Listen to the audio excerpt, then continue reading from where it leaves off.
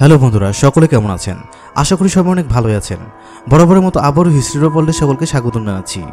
বন্ধুরা, অপরাধী শাস্তি পাবে এটা সবাই চায়, আর অপরাধীদের শাস্তি দেওয়ার মাধ্যমে অপরাধ কিছুটা হলো নিয়ন্ত্রণে আনা সম্ভব। এই ভিডিওটিতে আপনাদের কিছু অমানবিক ও হিংস্র শাস্তির কথা বলবো। আপনারা জেনে অবাক হবেন যে শাস্তিগুলোর ভয়ে অপরাধীরা অপরাধ করার আগে কয়েকবার ভেবে নিত। তাহলে চলুন বন্ধুরা, আর দেরি না করে সেরকম কিছু শাস্তি সম্পর্কে জেনে নেওয়া যাক। Number 1, the tub. এই শাস্তিটির জন্য প্রথমে অপরাধীকে একটি টাবের মধ্যে বসানো হতো আর সারা শরীরে দুধ এবং মধু মেখে দেওয়া হতো। এর ফলে মৌমাছি তাদের দিকে আকর্ষিত হতো। এরপর অপরাধীকে একটানা দুধ এবং মধু খাওয়ানো হতো এবং সেখানে তারা টয়লেট করে দিতে বাধ্য হতো। এরপর মৌমাছি এবং আরও অনেক কীট অপরাধীকে জীবন্ত অবস্থায় খেয়ে ফেলত। Number 2, guillotine. অপরাধীকে অল্প সময়ের মধ্যে মৃত্যুদণ্ড দেওয়ার যন্ত্র হচ্ছে গিলোটিন। এটাকে সবচেয়ে দ্রুত এবং সর্বাধিক মানবিক শাস্তি বলে মনে করা হয়, কারণ এর অত্যন্ত ধারালো ব্লেডের কারণে 1 সেকেন্ডের ব্যবধানে অপরাধীর মাথা থেকে ঘাড় আলাদা হয়ে যেত।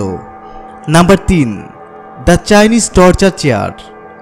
এই চেয়ারে সব জায়গায় ধারালো কাঁটা এবং ধারালো ব্লেড সংযুক্ত করা আছে। এই চেয়ারে অপরাধী বসবে, এটাই শাস্তি। আর বসলে তো অপরাধীর রেহাই নেই। এখানে বসা মাত্রই অপরাধী কেটে সালাদের মতো টুকরো টুকরো হয়ে যেত। আর এটি ছিল ভয়ঙ্কর শাস্তির মধ্যে একটি। Number 4, rat torture.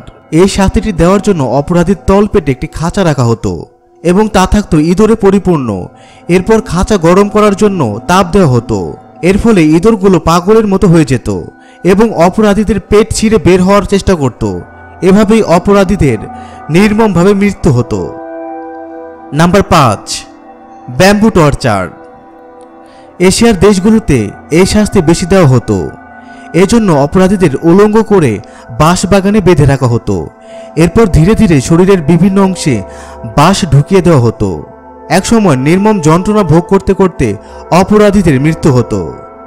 ভিডিওটি দেখার জন্য অসংখ্য ধন্যবাদ। ভিডিওটি কেমন লাগলো তা জানাতে অবশ্যই কমেন্ট করুন। ভালো লাগলে লাইক দিন ও শেয়ার করুন।